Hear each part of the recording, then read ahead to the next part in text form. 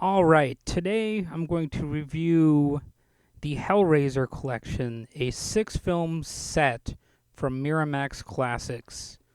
So, the funniest thing about this, of course, and it's one of the leading complaints, is that it does not include Hellraiser 1 and 2.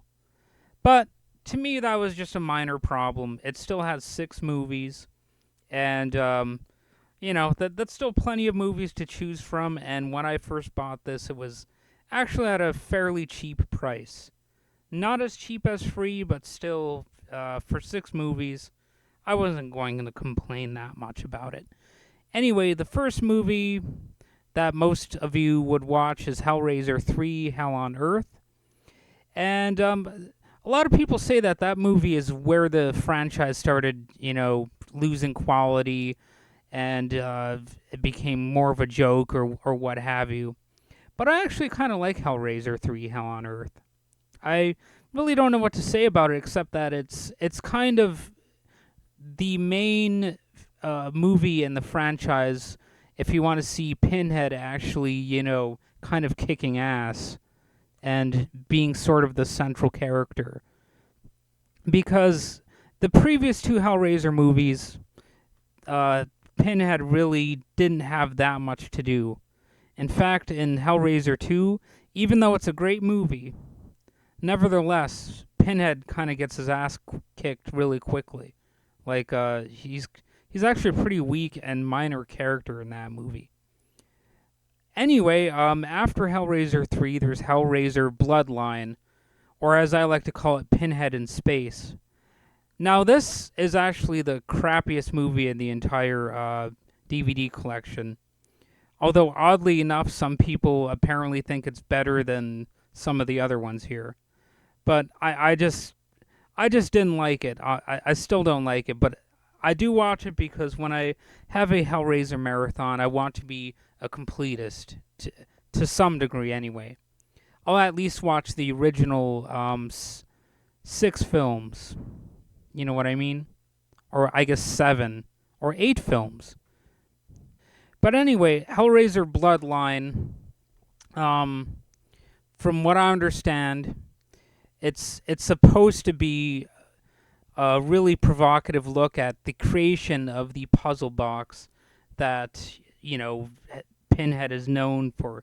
And basically, it's actually not that bad of a story at first, because the idea of having an origin to that box is in itself kind of interesting. I'm not going to fault the movie for that. But I think it gets tangled up by a confused storyline where they bounce from time to time, where you're, at one point really far back in the past. Then you, for some reason, have Pinhead in space, like I mentioned. And then you have something like a 90s time period. And I just didn't really understand that, frankly. And another thing that kind of confuses me about this movie is, let's see. Oh, yes, having, or the character known as Angelique. And the funny thing is, like, I hate to complain about that character, but she seems so tacked on, and I really don't get it. I don't understand why she's included in it. And, like, the actress who plays her actually isn't bad, but I just think it's a badly written character. And basically, this movie is pretty forgettable, except, that it has Pinhead in space. Anyway, moving on. Part 5 is Hellraiser Inferno. Now, this movie is hated by a lot of people, and it's something I actually don't understand. I frankly like Hellraiser Inferno, and I actually would defend it against critics, honestly. I'm not saying it's like a masterpiece, but I think it's actually a pretty solid movie. It has some interesting ideas thrown into the mix, And I think it actually blends together well with the concept of hell, and why not have Pinhead involved? You know, basically this is the story about, or this is the story about the messed up detective who's corrupt and all that kind of stuff, and apparently he has hell to pay for his misdeeds. Anyway, after that one, which has some cool Cenobites in it, by the way. But after that one, you have Hellraiser Hellseeker. And that one's all right. It's basically, I mean, it has Kirsty in it again, who was obviously in the original two Hellraiser movies and who makes a very brief appearance in part 3. But actually this movie is okay. It's just not a masterpiece. In fact, like I said, I think Hellraiser Inferno is actually one of the strongest movies in here, and I actually prefer that one over Hellseeker, which has me not really in the popular place, I'm sure, as far if we were to have like a best in the series type of debate. I think most people would disagree with me about that one. And anyway, Hellraiser Deader comes after that one.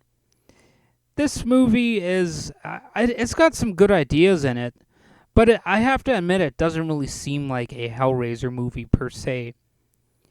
It's reasonably well done for what it is. Has a few decent concepts, but the whole Pinhead thing just seems tacked on. And if you actually do a little bit of research into how the movie came into being, you'll see that that's exactly what happened. It's kind of like part 5, except it's just not as successful as far as, adding Pinhead into the mix. Hellraiser Hellworld, it's one of those movies that's actually halfway decent, but you really just can't think about it. You can't critically analyze it. You can't go into it being like, oh, this movie's going to suck. You just have to kind of let the movie wash over you, in a manner of speaking, and just accept it for what it is. It's kind of a crappy movie. It's not really Hellraiser at its best by any means, but it's not as terrible as some people might say. And actually, I would say that about every single movie here, except for maybe Hellraiser Bloodline. That movie actually pretty much does suck. I hate to just dismiss it in that way, but it's really just it's kind of garbage-ish. Anyway, there's another quaint thing about these movies. It says plus bonus movies on the back of this 6-film set. It says it contains Blood Relic and The Key. Now, I've never been able to access those movies with this disc, and the small print down there is too small for me to read anything. And I feel like a dumbass because I do not know how to find those movies. It just says plus bonus movies. Well, where do I go to get them?